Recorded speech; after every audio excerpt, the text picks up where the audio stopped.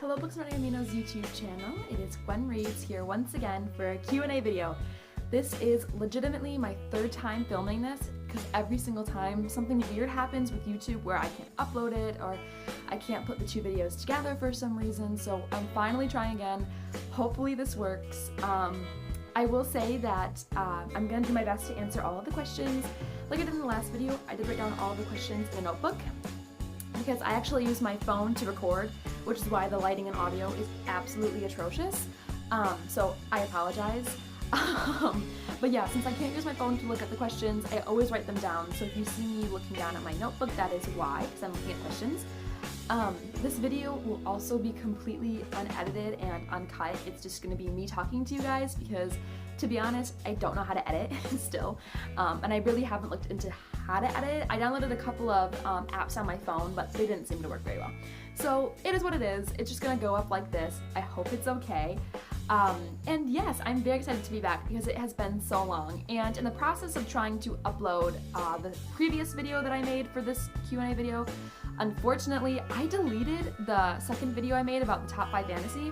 I don't know how. Like, I am so bad at technology, I literally don't know what I did. I was trying to figure out a way to, because it was really, really weird on my creator studio thing, where it kind of appeared there sometimes and then it didn't. So the one time when it did appear, I just oh, I'm just gonna delete it and it will still be there. It's not still there, so I'm sorry if you guys were interested in watching that one. I don't have it anymore on my phone, it's completely gone, so hopefully I can make another video about that. So yes, on with the video. This is going to be me answering questions the best I can. I am sorry if I talk fast, if I ramble, or stutter, because I am known to do all three of those. My mannerisms can also be kind of weird, so I'm sorry. We're just living. So yeah, I am going to start answering some questions. There were a ton, so thank you so much, you guys, for leaving questions, and it's cool for me because you guys do provide content for these kind of videos, and I greatly appreciate it because I enjoy making these videos so much, and it's just another way for me to get to know you guys on a different level, a different platform, what have you. So yeah, no, it's just really fun. That's cobweb on my lamp, by the way. It's not some weird mass. It's from Target. It was like 30 cents. I was like, how could I not spice up my room, make it spooky all year round, not just on Halloween, because Halloween's my favorite holiday, if you guys didn't know. So I was like, I'm just gonna make it and put it up all year because it's just fun. So anyway, now we're gonna get started. So question number 1 was, what would you have rewritten in your favorite book? I have a lot of favorite books. I don't have one book in particular that I absolutely love above the rest. I was rereading Air Awakens, which is one of my favorite series, fantasy-wise, and it probably is my favorite fantasy series I have ever read. And I have to say, that book is just, it is how it is, and I love it. I love the imperfections. I don't know, it's just something about that book is just, it's fine how it is, to the point where I don't have any issues with it, and I don't see where and why I would want Elise Kova to rewrite anything, because I just feel like the imperfections make that book good. And that's how it is for me for a lot of books. Minor imperfections in a book just shows the writing process, it shows what the author was thinking. So even if I don't agree with how a book went, I appreciate it because that's how the author intended it, what the author intended for it to be like. So it's hard for me to judge what I would want rewritten.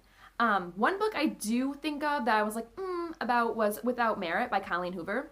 And yes, there are going to be spoilers in this video. A lot of these questions are pretty in-depth, so it's hard for me to do a video without having spoilers in it. So Without Merit is going to be spoiled literally right now. A Court of Thorns and Roses by Sarah J. Maas is going to be mentioned. Harry Potter will be mentioned. Air Awakens will be mentioned. So this is a fair warning for you guys, just so you know, I will have spoilers in this video. But nonetheless, in Without Merit, there is the ending scene where the family kind of comes together, and there's an altercation between Utah and Merritt. Utah is Merritt's brother, and I just didn't like how it was addressed. I felt like it was really brushed aside, because that was a really big deal, and I felt like it was kind of oh, okay, I forgive you. That needed to be talked about more in depth, because there are some serious issues with that. So I don't know, I feel like that was something I would have wanted to see rewritten or revised or touched upon, like I said. But yeah, then again, it's hard for me because I liked the book. That's one of my favorite realistic fictions I have ever read. A friend gave it to me and I read it in 2 days. I was so in love and overwhelmed by how amazing that book was, just because it touched upon things which I haven't had an author really go in depth with before, and that would be mental health issues, especially from a teenager standpoint, because I feel like a lot of teenagers just assume, oh, I'm a teenager, so I'm just, emotional all the time. Like, no, there might be a reason for why you're feeling sad or anxious or whatever it may be. And I just feel like it was so important for me to like realize that depression isn't just for adults. It affects everyone of any age. It doesn't discriminate. Mental health certainly does not discriminate who it affects and who it touches. So I feel like that book was really eye-opening to me for that reason. And also it just had some crazy family issues and drama. And for any of you guys who have family issues or you do suffer from mental health complications or issues, I highly, highly, highly recommend that book. Just because it was really eye-opening. And I feel like I learned a lot from that. And, it was a motivator. It motivated me to reach out to people who I haven't reached out to in a long time. And it really just showed me how important books are and how much they can impact and change your life. And it made me really, really thankful to be a reader, because without that book, I wouldn't have done what I did in the weeks after I read it, because it was that impactful to me that it affected my everyday life. I am obsessed. I love it. And my alarm clock is making a really weird noise. Sorry. There it goes. That weird high-pitched noise. I'm sorry if you guys heard that. That was being really annoying. So yeah, definitely Without Merit is one I would have had rewritten. But I do love that book. It was really, really good. The second question is how to stop procrastinating when writing. So as you guys know, I'm not much of a writer. I think I have minimal experience writing creatively, and I've written a lot of essays in school, but I mean, they're high school level, so they're nothing like college essays by any means.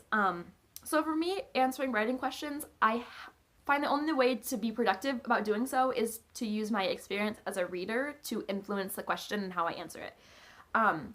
So I guess for me, this question cannot be answered from a reader's perspective. I'm realizing that. This has to be from writers. So I'm just going to use my short experience. It's maybe a little bit ignorant of me to try to answer this question, but I'm just going to use my little minimal experience. The best thing to stop procrastinating in general, and not just writing, is to be in an environment which you feel comfortable in and which it kind of sparks imagination and ideas, and it really gets your creative juices flowing. So for me, I would write probably best at home in my room, which is where I am right now, at a cafe, because I feel like cafes always have this vibe that's like really like get down to business kind of vibe. So like a Starbucks cafe, for example, would be great. Really anything or any environment which you feel 100% comfortable and where you can get ideas from. I think one thing that causes procrastination when it comes to writing is lack of idea. So it's important for you when you're in any social situation to just be out there and to look at different perspectives, to find ideas, whether that be from reading a book, from, just interacting with people. It's so great to pull ideas, and I highly recommend carrying around a notebook like this, and just when you see something that looked kind of inspiring, or you think of something that would be really cool to add to your book, to just write it down, because you're gonna have more motivation to write it once you have actual ideas. And another thing too is to not be afraid to go back and rewrite, because typically first drafts tend to be pretty rough. It's just kind of how it is, because you have to keep in mind that your first draft is just a framework for the story, so it's not going to be perfect, and I feel like a lot of people do forget that, and when they reread what they wrote during that writing session, people tend to get discouraged, but you have to remember that it is a first draft. So all those things in mind, I feel like procrastination's always going to be a thing, but if you try to work through it with the kind of the tips that I mentioned, hopefully that will help you out a little bit more. Question number 3 is, what book world would you travel to? I would travel to every one possible. There are so many fantasy book worlds in which I am in love with. Like, a lot of them have serious problems, which is why the book, was being written, because Corinthian was at war, and, what can I think of? Air Awakens.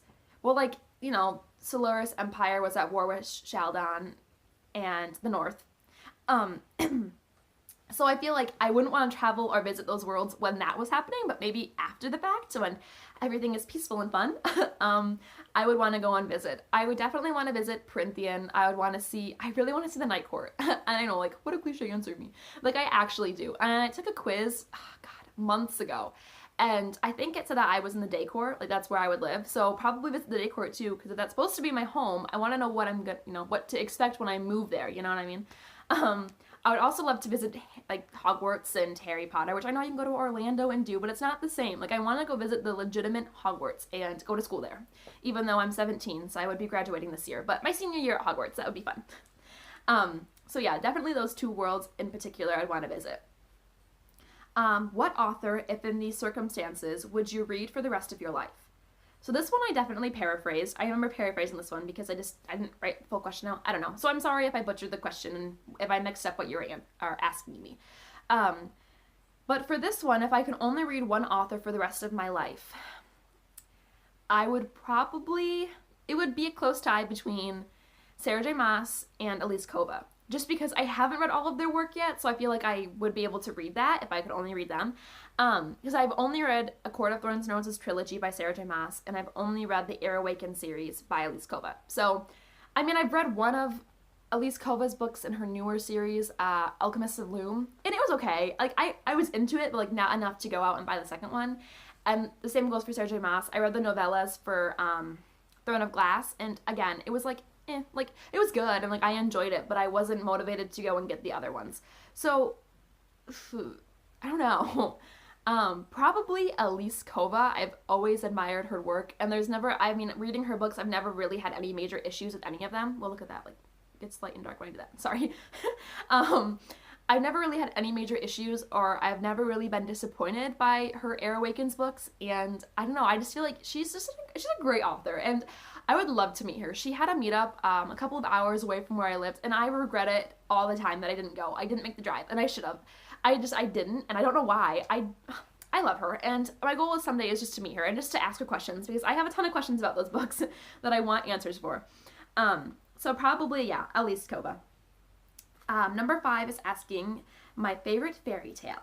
I love fairy tales. I love fantasy. So for me, I love fairy tale retellings. I love modern updates of fairy tales. I have like the Grimm's fairy tale like leather-bound collection on my shelf. It's so freaking beautiful. It's so pretty, and I read it from time to time, just to read random stories. It's so great. So for me though, I've always loved Beauty and the Beast. I loved Bella as a kid because she liked to read, and I wasn't even a reader, but I just admired her for reading. I don't know. Maybe it was like foretelling my future. I loved Belle. I loved the story. I thought she was so pretty in her yellow dress, and I don't know, something about that story I just fell in love with when I read it as a kid. And I've never been disappointed by a Beauty and the Beast retelling. And I've only read a couple, but the ones that I have read, I've loved. Like, they have been really, really well written. They always put a new twist on it, which I wouldn't have expected. And yeah, so Beauty and the Beast for sure. 6 is, what character would you be from your favorite book? Well, if I'm gonna consider Air Awakens to be my favorite book, I would probably be Vala, which I know it's like putting me on a really high pedestal right now, but I just feel like out of all of the characters in that book, I connect to her the most because I just value her so much, and she's such an inspiration and amazing and cool, and her character development in those books is phenomenal. I mean, she started out as a librarian, which awesome, like a librarian apprentice, like sweet, and she worked her way up, and she became a warrior, she became just absolutely amazing, and then she ended up becoming the queen. Like, kudos to her, like her just, and it was up and down development, and I loved that it wasn't like an always upward exponential trend. It actually like would roller coaster a bit, and I really appreciated that because it made her feel like so much more real to me, and the experience was that much more authentic because she wasn't this perfect and pristine character by any means. And I really valued that. I just thought that Elise Kova did a really, really good job with Vala's character development. 7 would be an element from a book you would have in the real world. So when I answered this question in the last couple of videos, I said magic. Just like, I just would want just simple magic, like whether that would be the ability to harness air or fire or to have wands. Like, I would just want magic because all these books that I've read, like the magic just seems so real and vivid, and I am in love. Like, I would love that. I feel like magic would add so much more depth into our lives. It would make us so much more connected to like ourselves and the world around us. I don't know, I just think it would be really cool. And like, part of me always just like, the child in me wonders if magic is real. Like, I don't know, like, authors make it seem so vivid, and I don't know, it's like, do they know something that we don't? Like, I just don't understand. Like, I wish it was a thing. I think it's so cool. Yeah, so probably just magic, simple as it is.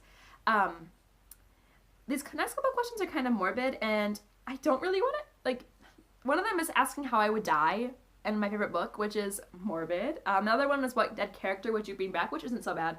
And 10 is what makes a character's death/sadness impactful. So for 8, I'm not going to answer that one because it's sad and depressing, and this video is supposed to be lighthearted and fun.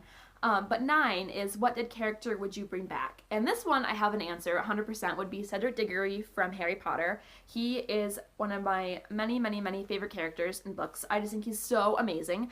Plus he's a Hufflepuff, and I'm a Hufflepuff too, if you guys didn't know. Actually, I think I have a picture, yeah, Cedric's on my wall, like right there. I love him. I think he's so cool.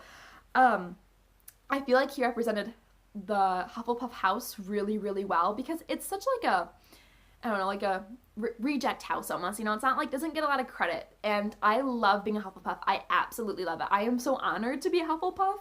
And I just feel like Cedric really encompassed what a Hufflepuff was because he was amazingly strong. He was very strong-willed. He was, what's the word I'm looking for? He wasn't self-centered by any means. He was willing to help out other people. He was competitive yet kind, and not saying you can't be both, but he just harnessed both of those personality types really, really well. And I just feel like he represented Hufflepuff in such an amazing way. And when he died, I literally cried. I was so upset and disappointed. I was like, no, he's supposed to live. Like, I wanted to see how he would, end up. So I understand why he died because it was a huge motivator for Harry to beat Voldemort. But it would have been cool to see what he would have done and how he would have reacted to the situations at hand. Nonetheless, I am glad that we did see a little bit of a reappearance. I mean, I guess basically the Cursed Child was based around Cedric Diggory coming back, which I loved. It was so great. But yeah, I'd probably say Cedric. And then 10 is what makes a character's death impactful. This one is, I remember answering, and it was kind of a long answer, so I'm going to kind of shorten it down. The best thing is saying character development. I would, introduce a character early if you plan on killing them. This is actually pretty morbid, because then you get to see how the character transitions, how they live, how they act, how they fall in love, or how they fall out of love, and how they deal with certain situations, and it makes them seem all the more real, and you end up developing human emotion towards that character, and the reader to character relationship is built, and when they die, it just seems all the more real. And I remember recent when he died in the third one, that to me felt so real because I had seen him depicted as this monster, but then I also saw him depicted as this amazing man who was just so in love, and he died because he loved her, and to me that was like, holy crap, that is so real to me. And yeah, the big thing is character development and making sure that you have that, because like if a character dies like 3 pages into the book, like I'm not going to be attached to them, and nor am I really going to care because I didn't know them. But if they die within like the middle of the book or the end of the book or in multiple books after the start of the series, that's when I'm really going to feel those emotions. 11 is favorite book couple. Well, of course, I love Farrah and Rhysand. They are great. The third book, I was actually talking to someone about this today on Booksamino. It was a little bit, I don't know, I just feel like their love wasn't as strong as it had been when it came to more of the platonic side of a relationship. It was very physical. I'm not going to get into that intensely, but I just felt like, I mean, it's clear they love each other, obviously. Obviously they do. I just would have liked maybe a little bit more of an emotional connection between the characters opposed to just purely physical in that third book. But, I mean, of course, Farrah and Rhysand are one of my favorite OTPs. Also, I do have to say Vala and Aldrich from Air Awakens, although the relationship, I mean, I guess Farrah's and Rhysand's was too, pretty odd at times and definitely messed up. It was important to see the unhealthy side of the relationship and how they overcame that and how they worked together and they resolved their issues, and they ended up really making them that much stronger of a couple for both Aldrich and Vala and Farrah and Rhysand. So those two book couples they're pretty impactful. Like, it's not just like all they do is they just fall right in love, because insta-love is really, really annoying. There's actually build-up and a lot of angst to get to that part, so probably those two. So a TV series that would be a good book. This is question 14. I'm kind of jumping around now because I don't want to like max out on my time limit and then have to try to edit 2 videos together because I am not good at that. So this one I remember really I really liked answering because I just feel like I had a good answer. So the cliche answer as of now, because it is Stranger Things is, taking over our planet, and rightfully so, that's an amazing series.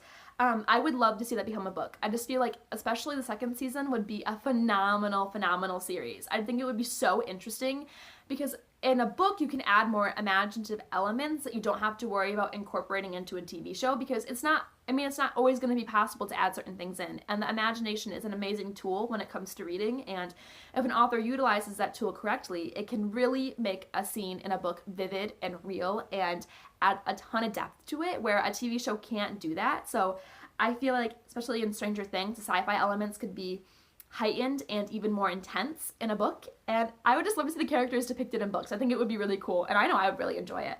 Whether or not it's actually based off of book series, I don't know. I haven't done a lot of research on if it even is a book series or not. From what I know, it's not, because I feel like, I work at a bookstore, so I feel like I would have sold some books if it was. But that would be really, really cool. And then 19 is the last question I'm going to answer. I know I'm really jumping around. I just don't want to max out on that time limit. It's how to find motivation to write. So I know I kind of already answered this one with how to stop procrastinating, but again, a big thing when it comes to motivation to write is to write when you feel motivated, which I know is kind of like, okay, obviously, but I feel like a lot of the time we're so focused on getting other things done in our lives that we kind of push aside what we actually want to do. And it's so important for us to make sure that we are living to how we want to live.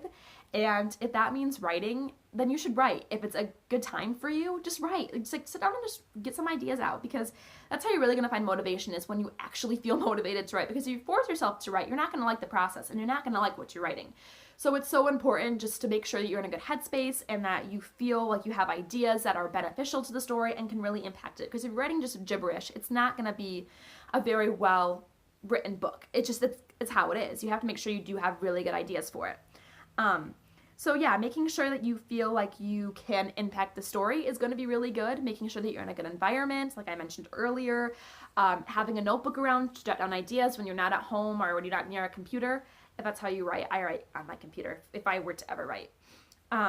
So yeah, and not only that, but it is important too, just to make sure that you're taking care of yourself and doing what makes you happy, because at the end of the day, that's what really matters. You know, we're all here to have a good time, especially us readers and writers. You know, we're very creative people. So if we try to push that aside to do other things that are necessary in our lives, we're not going to have a good time. And, you know, it's like we're going to stop valuing writing and reading because we're too focused on getting other things done. And trust me, I have been there. My sophomore and junior year of high school, I really didn't read a ton. Like, I would go through my moments, yes, but I was so focused on getting other things done that I stopped doing what I loved. And what I love to do is to read and to write.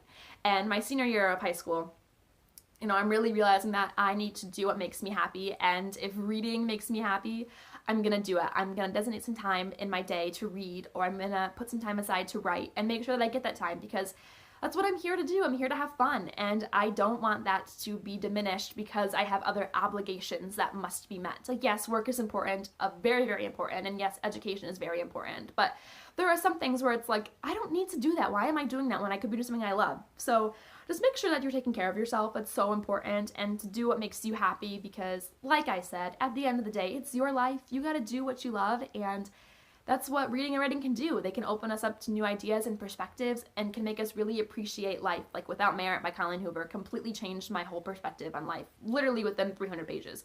So I'm telling you, it's possible. And, you know, us teenagers, we get so stressed out nowadays, and rightfully so. We have a ton of obligations, and adults as well. And we just have to realize to stop and smell the roses a little bit and to just take time to appreciate what we love.